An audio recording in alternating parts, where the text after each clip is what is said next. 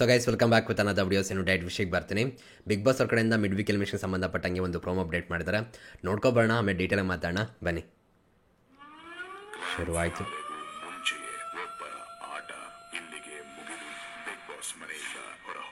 ಮುಕ್ತಾಯ.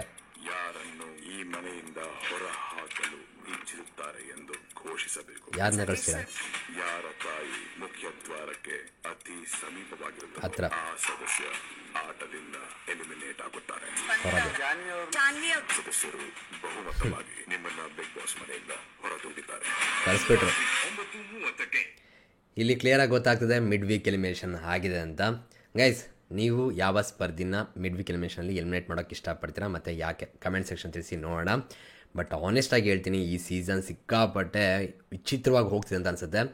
ಯಾವುದು ಹೆಂಗೆ ಆಗ್ತಿದೆ ಅಂತಲೇ ಅರ್ಥ ಮಾಡ್ಕೊಳ್ಳೋಕೆ ಸ್ವಲ್ಪ ಕಷ್ಟ ಆಗ್ತಿದೆ. ಯಾವ ಥರ ತಗೊಂಡು ಹೋಗ್ತಿದ್ದಾರೆ ಬಿಗ್ ಬಾಸ್ ಅಂತಲೂ ಅರ್ಥ ಆಗ್ತಿಲ್ಲ. ಬಟ್ ಅದೊಂದು ಟ್ಯಾಗ್ಲೈನ್ ಇಟ್ಕೊಂಡಿದ್ದಾರೆ, ಎಕ್ಸ್ಪೆಕ್ಟ್ ದ ಅನ್ಎಕ್ಸ್ಪೆಕ್ಟೆಡ್ ಅಂತ. ಅನ್ಎಕ್ಸ್ಪೆಕ್ಟೆಡ್ ವಿಷಯಗಳನ್ನ ಎಕ್ಸ್ಪೆಕ್ಟ್ ಮಾಡಿರಿ ಅಂತ ಹೇಳಿ ಎಲ್ಲದಕ್ಕೂ ಕೂಡ ಅದೊಂದು ಹೇಳ್ತಾ ಇದ್ದಾರೆ. ಸೀರಿಯಸ್ಲಿ ಜನಗಳಿಗೆ ಅಕ್ಸೆಪ್ಟ್ ಮಾಡೋಕ್ಕೆ ಕೂಡ ಸ್ವಲ್ಪ ಕಷ್ಟ ಆಗ್ತಿದೆ ಅಂತಲೇ ಹೇಳ್ಬೋದು. ಇವಾಗಲೂ ಕೂಡ ತುಂಬ ಜನ ಈ ಕಾನ್ಸೆಪ್ಟನ್ನ ಅರ್ಥ ಮಾಡ್ಕೊಳ್ಳೋಕೆ ಕಷ್ಟಪಡ್ತಾರೆ ಅನ್ನೋದು ಮಾತ್ರ ಸತ್ಯನೇ. ಆ್ಯಂಡ್ ಜೊತೆಗೆ ನಿಮ್ಮೆಲ್ಲರಿಗೂ ಗೊತ್ತಿರುವ ಹಾಗೆ ಫಸ್ಟು ನಾಮಿನೇಟ್ ಆಗಿರ್ತಾರೆ ಬಿಗ್ ಬಾಸ್ ಮನೆಯಿಂದ ಹೊರಗಡೆ ಹೋಗೋದಕ್ಕೆ. ವೋಟಿಂಗ್ ಎಲ್ಲ ಮಾಡಿಸ್ತಾರೆ. ಅಲ್ಲಿ ಮಾಳುವಣ್ಣ ಮತ್ತು ಸ್ಪಂದನ ಫೈನಿಸ್ಟ್ ಆಗ್ತಾರೆ.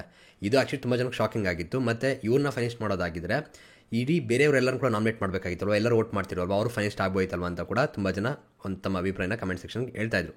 ಆ್ಯಂಡ್ ಇವಾಗ ಅಲ್ಲಿ ಫೈನಿಸ್ಟ್ ಆದಲ್ಲ ಸ್ಪಂದನ ಮತ್ತು ಮಾಡೋಣಂಗೆ ಅಷ್ಟೊಂದು ನೆಗೆಟಿವ್ ಆಗಲಿಲ್ಲ. ಬಟ್ ಸ್ಪಂದನ ಅವ್ರಿಗೆ ತುಂಬ ನೆಗೆಟಿವ್ ಆಯಿತು ಅಂತ ಹೇಳ್ಬೋದು. ಪಾಪ ಅವ್ರು ಏನೂ ಮಾಡಿಲ್ಲ, ಅಲ್ಲಿ ಜನ ವೋಟ್ ಮಾಡಿದ್ದಾರೆ, ಸೇವ್ ಮಾಡಿದ್ದಾರೆ, ಹಾಗೆ ಫೈನಿಸ್ಟ್ ಆಗಿದ್ದಾರೆ ಅನ್ನೋ ರೀತಿ ಬಂತು ಅದು. ಬಟ್ ಆದರೂ ಕೂಡ ಜನಕ್ಕೆ ಅನಿಸಿದ್ದು ಏನು ದೊಡ್ಡದಾಗಿ ಮಾಡಿದ್ದಾರೆ ಅಂದ್ಬಿಟ್ಟು ಇವ್ರನ್ನ ಫೈನಿಸ್ಟ್ ಮಾಡಿದ್ದಾರೆ ಅನ್ನೋ ರೀತಿ ಬಂತು. ಅವ್ರು ಹೇಳಿದ್ರು ಕೂಡ ಅರ್ಥ ಕೂಡ ಇದೆ. ಬಟ್ ಏನಂದರೆ ಜನಗಳ ಪ್ರೀತಿ ಅದನ್ನು ನಾವು ಕ್ವಶನ್ ಮಾಡೋಕ್ಕೂ ಆಗಲ್ಲ. ಬಟ್ ಆದರೆ ಅದೊಂದು ಕತೆ ಆಯಿತು ಅಂದರೆ ಅಷ್ಟೊಂದು ನೆಗೆಟಿವಿಟಿ ಕೂಡ ಬಂತು. ಬಟ್ ಇವಾಗ ಸ್ಪಂದನವರು ಆಚೆ ಇದ್ದಾರೆ. ಯಾಕೆ ಅಂದರೆ ರಾಜಶೇಖರ್ ಶೆಟ್ಟಿ ಅವರು ಆ ವಿರುದ್ಧ ಗೆದ್ದು ಇವಾಗ ಅವ್ರು ಫೈನಲಿಸ್ಟ್ ಆಗಿರುವಂಥದ್ದು. ಹಾಗಿದ್ರೆ ಇವಾಗ ರಾಜಶೇಖರ್ ಶೆಟ್ಟಿ ಅವ್ರಿಗೆ ವೋಟ್ ಮಾಡಿದ್ರಲ್ಲ, ಅದು ಏನು ಕತೆ ಅದು ಗೊತ್ತಿಲ್ಲ. ಓಕೆನಾ, ಅದು ಮಿಡ್ ವೀಕ್ ಎಲಿಮಿನೇಷನ್ ಮಾತ್ರ ವೋಟಿಂಗ್ ಇದ್ದಿದ್ದ ಅಥವಾ ತಿರ್ಗಾ ರೀಓಪನ್ ಮಾಡ್ತಾರೆ. ಆ್ಯಂಡ್ ಇವಾಗ ಸ್ಪಂದನ ವೋಟಿಂಗಲ್ಲೇ ಇರಲಿಲ್ಲ. ಇವಾಗ ಮತ್ತೆ ಹೇಗೆ ಅವ್ರದ್ದು ಕತೆ?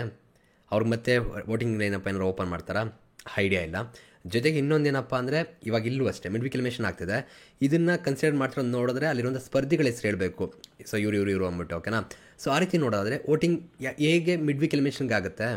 ಸೊ ಈ ಥರ ತುಂಬ ಕನ್ಫ್ಯೂಷನ್ ಕ್ರಿಯೇಟ್ ಆಗ್ತಿದೆ. ಓಕೆನಾ, ಮಿಡ್ ವೀಕ್ ಎಲಿಮಿನೇಷನ್ಗೆ ಯಾವುದು, ಮಾಸ್ ಎಲಿಮಿನೇಷನ್ಗೆ ಯಾವುದು, ಏನು ಕತೆ, ಏನು ಮಾಡೋಕ್ಕೆ ಹೊರಟಿದ್ದಾರೆ, ಈ ಸ್ವಲ್ಪ ನಿಜವಲ್ಲೂ ಕನ್ಫ್ಯೂಷನ್ ಇದೆ. ಅದಕ್ಕೆ ಅವರೇ ಉತ್ತರ ಕೊಡಬೇಕು. ಬಟ್ ಏನು ಮಾಡ್ತಾರೆ ಅಂದರೆ ಎಲ್ಲದಕ್ಕೂ ಕೂಡ ಉತ್ತರ ಏನಿರುತ್ತೆ ಅಂದರೆ ಎಕ್ಸ್ಪೆಕ್ಟ್ ದ ಅನ್ಎಕ್ಸ್ಪೆಕ್ಟೆಡ್ ಅಂತ ಹೇಳ್ತಾರೆ. ಅದನ್ನು ನಾವು ನಂಬ್ಕೊಂಡು ಹೋಗಬೇಕು ಅನಿಸುತ್ತೆ. ಸ್ವಲ್ಪ ವಿಚಿತ್ರವಾಗಿದೆ ಗುರು ಈ ಸೀಸನ್ ಮಾತ್ರ. ಬಟ್ ಏನಂದರೆ ಡಿಫ್ರೆಂಟಾಗಿ ಟ್ರೈ ಮಾಡ್ತಿದ್ದಾರೆ, ಅದೊಂದು ಚೆನ್ನಾಗಿದೆ.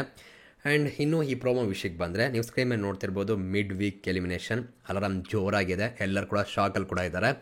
ಯಾರಿಗೆ ತಾನೇ ಶಾಕ್ ಆಗಲ್ಲ ಗುರು, ಮಧ್ಯರಾತ್ರಿ ಆರಾಮಾಗಿ ನಿದ್ದೆ ಮಾಡ್ಬೇಕಾರೆ ಆ ರೀತಿ ಅಲಾರಾಮ್ ಹಾಕ್ತಾರೆ.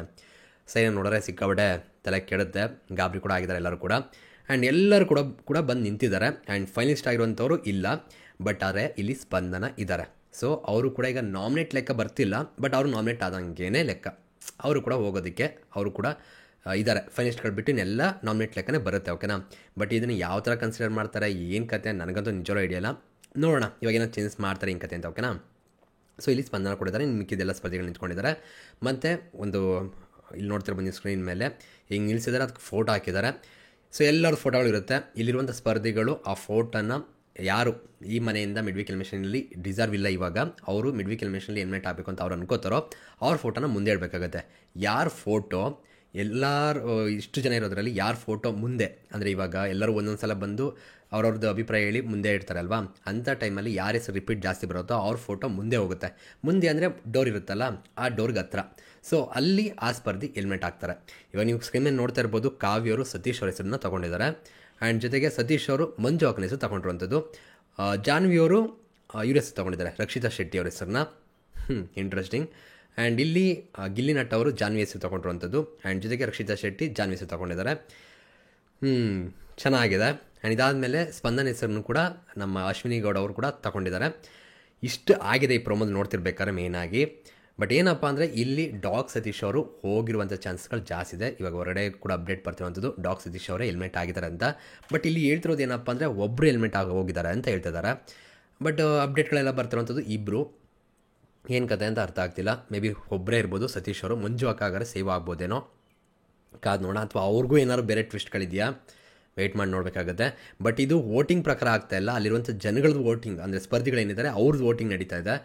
ಈ ಥರ ಆದರೆ ಮಿಡ್ ವೀಕ್ ಎಲಿಮಿನೇಷನ್ದು ಇಲ್ಲಿ ಕನ್ಸಿಡರ್ ಆಗಲ್ಲ. ಅಂದರೆ ಸ್ಪಂದನದ ಏನು ಕತೆ ಏನು ನನಗಂತೂ ಐಡಿಯಾ ಇಲ್ಲ ಗುರು. ಏನೋ ಮಾಡ್ತಾರೆ ಒಟ್ಟಿನಲ್ಲಿ ಅನ್ಎಕ್ಸ್ಪೆಕ್ಟೆಡ್ ವಿಷಯಗಳನ್ನ ಎಕ್ಸ್ಪೆಕ್ಟ್ ಮಾಡಿ ಅಂದ್ಬಿಟ್ಟು ವೆಯ್ಟ್ ಮಾಡೋಣ. ನಿಮ್ಗೇನಾದ್ರು ಸ್ವಲ್ಪ ಕ್ಲಿಯರಾಗಿ ಏನಾರು ಅರ್ಥ ಆಗಿತ್ತು ಅಂದರೆ ಎಕ್ಸ್ಪ್ಲೇನ್ ಮಾಡಿ ನೋಡೋಣ. ಯಾರು ಗೊತ್ತಿತ್ತು ಅಂದರೆ ಹಿಂಗಲ್ಲ ಬ್ರೋ ಹಿಂಗೆ ಈ ಥರ ಇದೆ ಅಂದ್ಬಿಟ್ಟು ನಾನು ಸ್ವಲ್ಪ ಅರ್ಥ ಮಾಡ್ಕೋತೀನಿ. ನನಗಂತೂ ಸ್ವಲ್ಪ ಅರ್ಥ ಆಗಲಿಲ್ಲ ಇದು ಅಂತಲೇ ಹೇಳ್ಬೋದು. ಈ ವೋಟಿಂಗ್ದು ಇವಾಗ ಮಾಡ್ತಿರೋ ಕಥೆಗಳೆಲ್ಲ ಒಟ್ಟಿನಲ್ಲಿ ಇಂಟ್ರೆಸ್ಟಿಂಗ್ ಆಗಿದೆ. ಬಟ್ ಇವಾಗ ಸದ್ಯಕ್ಕಿರುವಂಥ ಅಪ್ಡೇಟು ಡಾಗ್ ಸತೀಶ್ ಅವರು ಎಲಿಮಿನೇಟ್ ಆಗಿದ್ದಾರೆ ಅನ್ನೋಂಥದ್ದು. ಅಲ್ಲೂ ನೋಡಿದ್ರೆ ತುಂಬ ಜನ ಡಾಗ್ ಸತೀಶ್ ಹೆಸರನ್ನ ತೊಗೊಂಡಿದ್ದಾರೆ ಆ್ಯಂಡ್ ಡಿಸರ್ವ್ ಕೂಡ ಇದ್ದಾರೆ ಅವರು ಬಿಗ್ ಬಾಸ್ ಮನೆಯಿಂದ ಆಚೆ ಹೋಗೋದಕ್ಕೆ. ಯಾಕಂದರೆ ಆ ವ್ಯಕ್ತಿಯಿಂದ ಏನೂ ಕಾಂಟ್ರಿಬ್ಯೂಷನ್ ಇಲ್ಲ, ಜೊತೆಗೆ ಆ ವ್ಯಕ್ತಿಯಿಂದ ಮುಂದೆ ಏನೂ ಆಗೋದಿಲ್ಲ. ಸೊ ಹೋಗಲಿ, ಒಳ್ಳೇದಾಗಲಿ, ಅವ್ರಿಗೆ ಚೆನ್ನಾಗಿರಲಿ, ದೇವ್ರು ಒಳ್ಳೇದು ಮಾಡಲಿ ಅಷ್ಟೇ. ಸೊ ಇದಿಷ್ಟು ಇವತ್ತಿನ ವೀಡಿಯೋ ಆಗಿತ್ತು. ವೀಡಿಯೋಗೆ ಲೈಕ್ ಮಾಡಿ, ಶೇರ್ ಮಾಡಿ, ಸಬ್ಸ್ಕ್ರೈಬ್ ಮಾಡ್ಕೊಳ್ಳಿ. ಸಿಗೋ ಮತ್ತೆ. Thank you guys, love you guys, bye.